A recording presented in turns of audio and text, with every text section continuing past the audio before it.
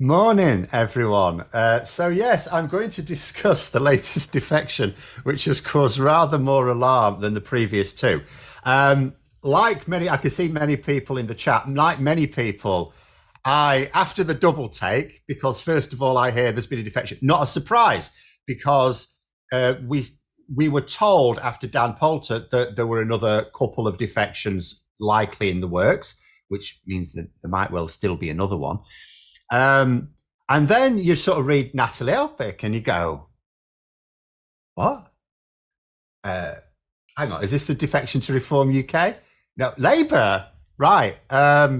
Is there another Natalie Elphicke? No, the one from Kent. Okay. That seems odd. And it is odd, and I'm going to get to how odd it is for everyone. Everyone found it odd. Tories find it odd. Labour find it odd. So then you start to think, so what is the benefit to Labour? And actually, there's huge strategic benefits to Labour, which I aim to explain, and then you can form your views. I mean, I will just say, like many people here, I don't think I would have had the nerve to do it myself, in all honesty. But let's go through the pros and cons. Let's go through the downsides. What is the reason why people in Labour are going, should we not? And Neil Kinnock, for example, has said, yeah, we do need to be a broad church, but even a broad church has walls and limits, because this is such a really odd one.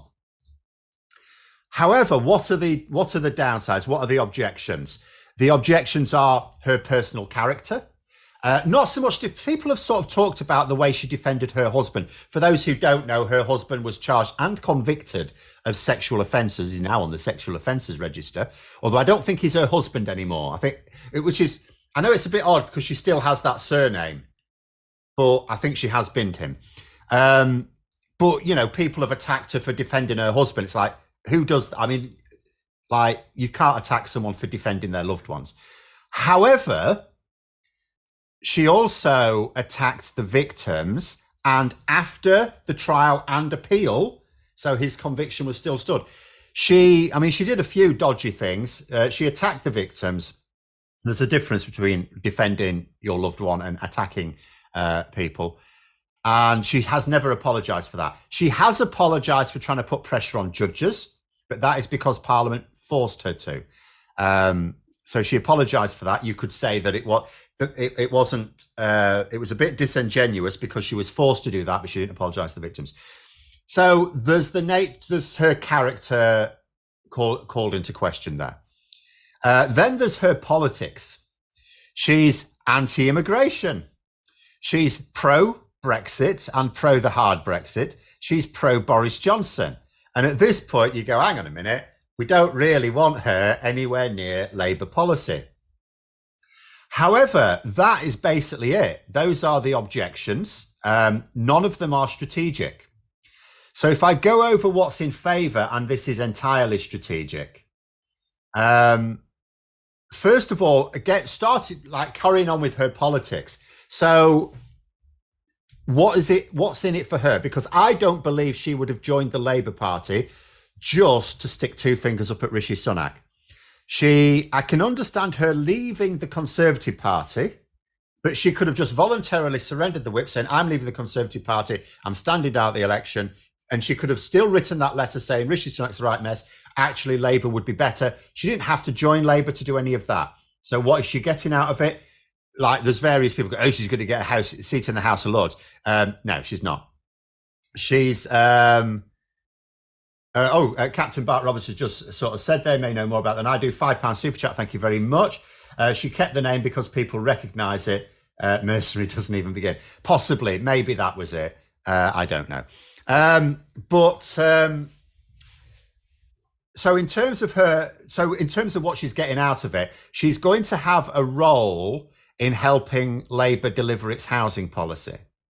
Now, although a lot of people are aware of her politics as being very anti-immigration, quite anti-asylum, and pro-Brexit and all the rest of it, what a lot of people don't realise is her views on housing are totally at odds with her previous parties. They're much more in line with Labour's housing policies. And she has, I mean, she's worked in housing, a lawyer.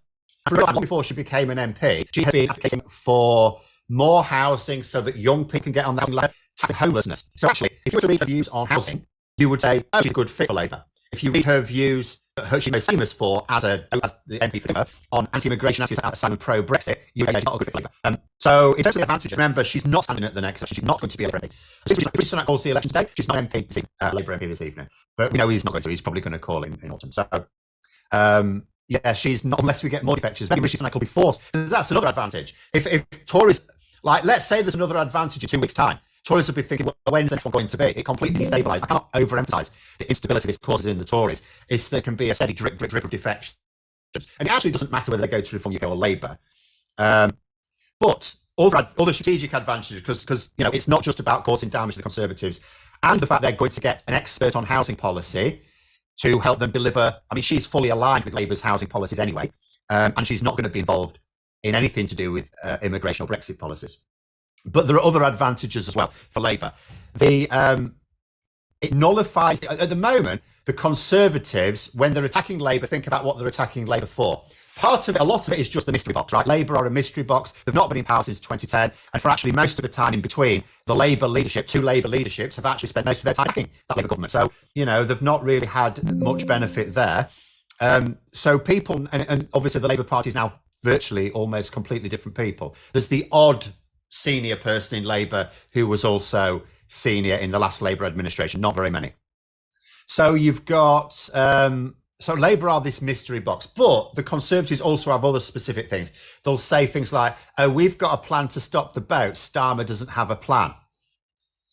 Well, Natalie Elphicke, who is in one of the most sensitive areas where channel crossings are concerned, she's the MP for Dover, and she's well known for talking about stopping the boats. She's now written a letter saying, yeah, Sunak doesn't have a plan to stop the boats. And this is going to be borne out over the summer, by the way. If they do have an election in autumn, it's going to become clear to people that Sunak doesn't have a plan to stop the boats. Because do you know what? Sorry, I've got some weird...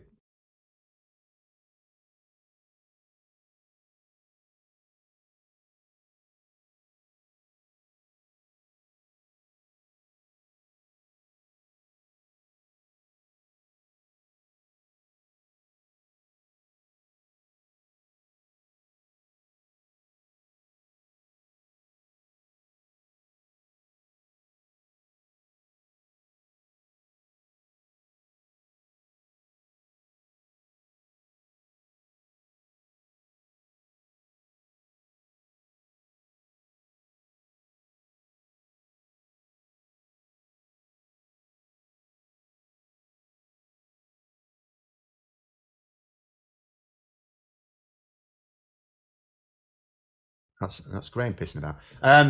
Sorry, I lost my train of thought. Over this summer, the boats aren't going to stop. We don't know what's going to happen with the Rwanda plan. What we do know is it ain't going to stop the boats or even drastically reduce the number of boats.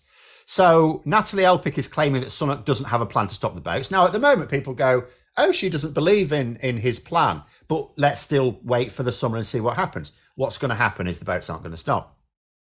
And she's saying that Labour do have a plan, that they've got the best plan. So something like that is quite powerful for nullifying that attack against Labour. And also more generally, now I'm going to sort of go, oh, someone's saying no sound now. Graham, what have you done? All right, I can hear him and you can't hear me. He's cancelled me. You can't hear that.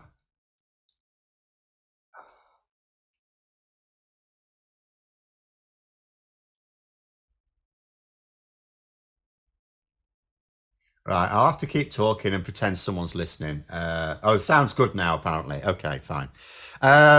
Yeah, sorry, Graham cancelled me for a little bit there. Now,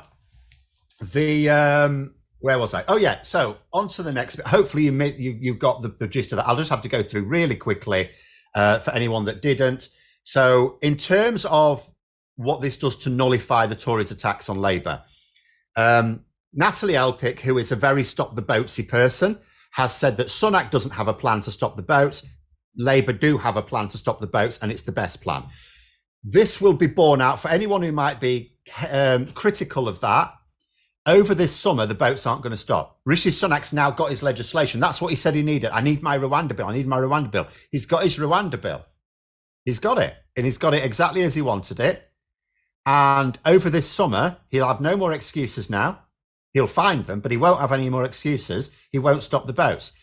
So this one nullifies that idea that for those who care, Labour won't stop the boats. Now, the other thing it does, I want to go back a few years. Because although I've been critical of the previous Labour leadership, there was one thing that I thought was absolutely brilliant. And that was the slogan. Do you remember the slogan? For the many, not the few. I thought that was a superb slogan. The only problem it was lies. Because if you're going to say for the many, not the few, what do you mean? You mean that the Labour Party is for the many. How many is many? How many is many? Because I would argue that Labour policies are actually good for the vast majority of people. I mean like 90% of people. I believe that. So why wouldn't you want to appeal to 90% of the people? If I show you how the voting worked at the last election, okay? So this is how voting worked at the last election. I'm just going to shift my head out of the way. So the Labour vote there, the Conservative vote, others, that's every other party, or everyone, included as independent. So it's every other vote. The orange there is every other vote in the country. And then the black is those who didn't vote, which is always a massive chunk. But also, those who don't vote in one election generally don't vote in the next election either. We may get some of them going back, but then we also... The plan for Labour is to appeal to as many of these people as possible. You know, they want to become a party where as many people as possible can see the benefits of a Labour Party, which means appealing to as many people as possible. And that means people who don't really vote Labour. So this is also about saying to people who won't vote Labour, you know, there are obviously going to be people on the right who won't. They look at the Conservative government and they think the Conservative government are, making a right mess of everything. It's really hard for anyone to believe that the Conservatives are doing a good job. But there are people who'll go, but they'll still be better than Labour. Somehow they'll still be better than Labour. That is their view. Okay, right. So what Labour need to do is if they can't win those votes, they at least need to stop them voting Conservative. If that means staying at home and thinking, well, I can't bring myself to vote Labour,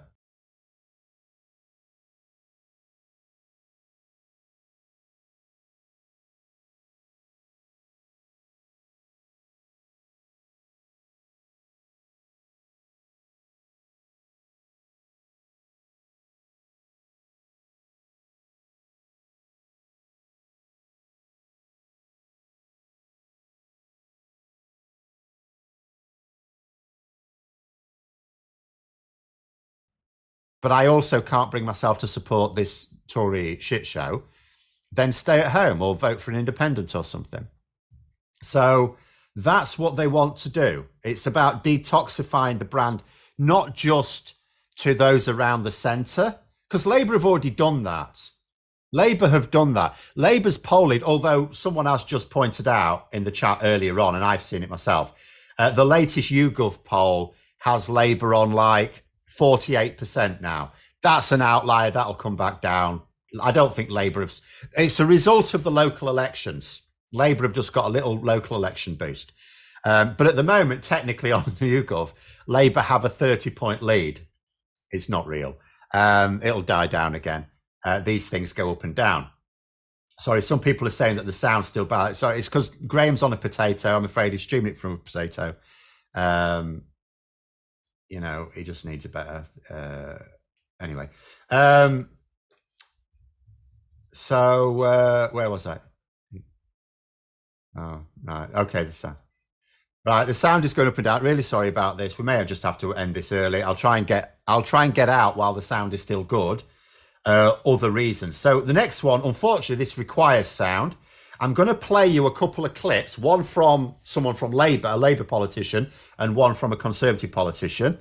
And then I'll add my own thoughts as well. So let's start off. We'll start off with Andy Burnham for Labour. And hopefully you'll be able to hear this. Okay. People hear it, but you can see the transcript will have to go with that.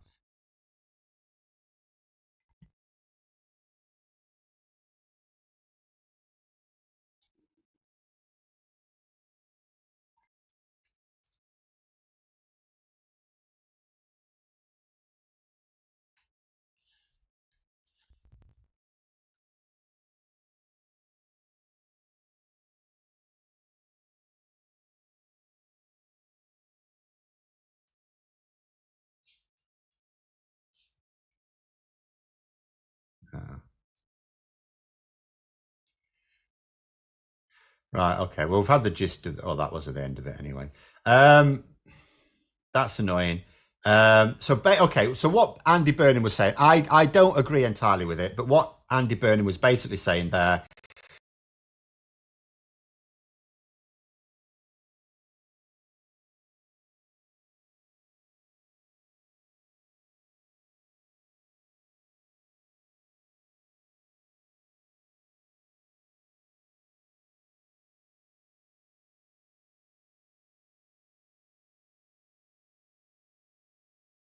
was that when you're sort of judging the politics of an MP or what they've said and what they've done and things like that, the vast majority of MPs have to basically do what the party leadership tells them to.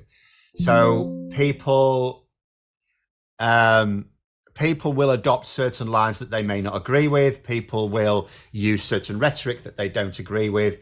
We can certainly see a lot of this of the Conservatives at the moment in terms of the lines they push in that they know are wrong. They're doing it because it's a greater good argument. It's a greater good argument. It's like, okay, I am, our party's in trouble. We need to push this line. We need to sort of sling mud at our opponents. I know that this is wrong, but I believe that it's for the greater good that my party wins, so I will do it. And for example, taking Natalie Elphicke is another greater good type scenario for Labour. So that's what Andy Burnham's saying. He's saying, look, most MPs are actually decent. He actually said 90%. I don't believe it's that many. He said most MPs are actually decent. But the way they vote and what they have to say is given to them by others. They're just like repeating these lines. Now, my personal view is I don't think that Natalie Elphicke is essentially a decent person who has had to repeat these lines, because she did it with far more gusto than many other MPs, even in Kent, have had to. I know she's the MP for Dover. There are other MPs in Kent whom you would think have had to adopt, or even places like Essex, say, around East Anglia type places, that may have had to have the same things. And Mark's saying, yeah, she wasn't whipped to join the ERG. Exactly. So I'm not going to try and suggest, she's probably quite decent. And, and she was just doing this because she was essentially right-wing. She's joined the Conservative Party now to drop this line. Yeah, I think that a lot of what she said may well have been amplified because of the party she was in. But, I think, yeah, she was at ERG, and her anti-immigration stuff, I think, did go beyond what you would have to do, even as the MP for Dover. But at the same time, the point is still there. You can't really attack an MP for their voting record. If it was you can only attack an MP for their voting record if they rebelled against their own leadership, because that is them saying what they'd really do. But if they voted in line with their leadership, then, it's like, do they really believe it, or were they just told to do that? Are they just being loyal? So there it is. Is the sound still going again? Right, okay. This is annoying. The other one I was just going to point out is, in terms of the other benefit to Labour, is there's always a lot of, we're talking about tactical voting a lot at the moment. And when we talk about tactical voting, what we mean is anti-Tory tactical voting. But that's what we're trying to coordinate. We're trying to coordinate a lot of anti-Tory tactical voting. But there's always a lot of tactical voting in general elections anyway. And some of it, because when you talk about like the millions of people who vote for Labour and the million, like at the last election, it was a bit over 10 million people. In fact, I've got the exact figures. Yeah. It was just over 10 million people voted for Labour and just under 14 million voted for the Conservatives, right? And that's a point in itself. There was millions more voted Conservative at the last election. And we need those people, these people who've been voting Conservative, we need them to vote Labour. So, you know, that is, but just in general, just over 10 million people voted Labour at the last election. They weren't voting for Labour. Some of them were, people like me were, and there would have been millions also who were going, yeah, we like this, we'll vote for this. But there were also people looking at it and going, I'm not sure about this, but it's better than the Tories. So there's lots of people who vote Labour, millions of people who vote Labour, not that because they're voting Labour, they'd vote Lib Dem if the Lib Dems were in Labour's position. They'd vote for the Green Party if the Green Party were in Labour's position. They're voting Labour as an anti-Tory vote anyway. So there's that level of tactical voting that always happens. But the same goes the other way. You know, 14 million people voting for the Conservatives. You didn't have 14 million people voting for the Conservatives or Boris Johnson. You had so many millions of people who voted for that. And then you had some more millions of people who were just voting because they didn't like the sound of Labour or Corbyn or one or the other. So what Labour are trying to do here is reduce that level of anti-Labour tactical voting amongst right-wing voters. They're just trying to say to them, look, we actually have the solutions. We'd like you to vote for us and support it. But because first past the post, you don't need to win loads of votes. You just need to win one more vote than your opponent in like as many seats as possible. So what they're also doing is saying, but if you can't bring yourselves to vote for us, just don't vote Conservative. That's what Labour are doing this year. Like, Labour have already built up the support they need to win the election. So what they're doing now is they're being super ruthless in trying to win as many seats as possible, which means trying to defeat the Tory. In fact, actually, this move, this Natalie Elphicke move, doesn't just help Labour, it actually helps the Lib Dems as well. Because it's basically saying that even Tory MPs don't believe in the Tory party, that they have the solutions anymore. So that's actually as much of a help to Lib Dems, but they don't have to take themselves with Natalie Elphicke. In fact, I saw Lib Dems say, thank God she didn't come to us. But there we go. They say, sorry, mate, but you're in danger of sounding like the folk who defended too many Nazis on Stuttgart Script back in 1952. What has Natalie Elphicke done that's on anything like a Nazi scale? Can I just point out, right? I will just point out towards the end. Think about what happened yesterday. So Natalie Elphicke joined Labour. What's the problem with Natalie Elphicke? She tried too hard to defend her husband, and she's employed a lot of very unpleasant anti-immigration and pro-Brexit rhetoric. That's it. That's what she's done, right? The SNP have made Kate Forbes their Deputy First Minister and Deputy Leader. She's anti-gay, people, right? She has got views. In fact, I'm going to actually suggest that her views are no less extreme than Natalie Elphicke's. Only Natalie Elphicke is basically going to be a Labour MP for a little bit and then not. That's it. She'll advise on housing where she's very anti-homelessness, right? Whereas the SNP have said, yeah, the second most senior member of our party should be someone who's against gay people. And the Green Party have also supported someone who's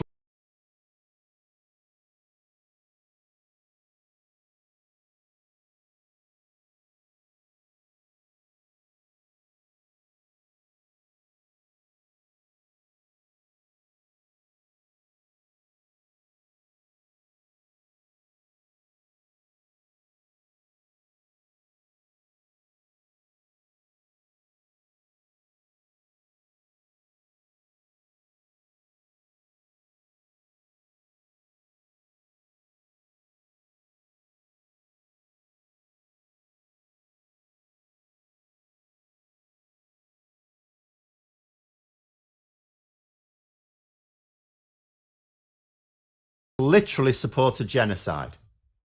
So, right,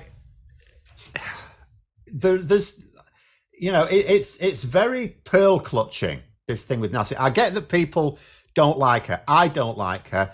If I were a senior member of the Labour Party and I was one of the people asked, I would have said, yeah, I would have seen more downsides than upsides, even though I recognise there's strategic benefits to this. I would have just said instead, can we not, like Dan Poulter, different matter. Dan Poulter was an absolutely different matter. Oh, £10 super chat from Captain Bart Roberts. Thank you for the laptop fund. Yes, that will be much needed. Camilla Thane, I suspect she just wants to keep a job. Again, I'm going to emphasise, Natalie Elphicke is not going to keep her job.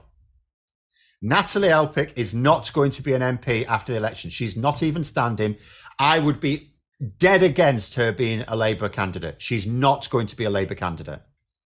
I was dead against the idea of Dan Poulter being a Labour candidate, and he's not going to be either, right? I was only 50-50 on Christian Wakeford, right? Right, the sound's going to go. Right, okay. Right, this will be after the last point. Sorry about this. Just in future, what we'll do is the next time Graham says, I'm going to be doing it on my laptop, it'll be fine. I will just say, no, it won't. And I will just stream it myself. So, of the various parties, I particularly don't understand how people are having a pop at this. She's not going to influence Labour policy other than housing policy, where her views are aligned anyway. Her views on housing are actually very good. She's not even going to be an MP after the election. That's it. Whereas the SNP, like I said, they've got someone who's anti-gay as the second most senior member of the party. The Greens are standing by someone who cheered genocide. Like, come on, this is ridiculous. What's the worst she's done? Like, what is the worst she's done? Abhorrent views on immigration, which she's not even going to influence, because she's not going to be in a few months' time a politician. But as I say, I will come back to it. I wouldn't have had the nerve to do this. I consider strategic to Labour. There are no strategic arguments against. The idea that the voters off first, it actually supports massively the getting more. This is very positive, massively voted. It tests people in Labour because Labour got standards. Again, there's double standards there. If you say, oh no, we should standards for these people, you're also saying we should exclude the members of the public who are aligned with those. And it's like, do we want Labour to be a party for the many, not the few, or is it just like nice sounding lads? Are we just going to include ourselves? But the vast majority of the country are all very decent people, and there's just a tiny group of people are ourselves. No, a lot of people are ourselves. So either a party that is genuinely for the many, not the few, even though they drop the slogan, can we actually make it real, or are we weak? And that's ultimately how it works. But anyway, there it is, extreme discussion. Last time, super chat, thank you very much from Stephanie Hilton. Set to the new laptop there. I'm going to have to call it there because this is obviously going time. Thanks for listening, everyone. Stephen Wallace, Finance, just take work. Thank you too. We'll call it there. We're sort of running out of time anyway. If you can hear this, thanks for coming on. Have a great.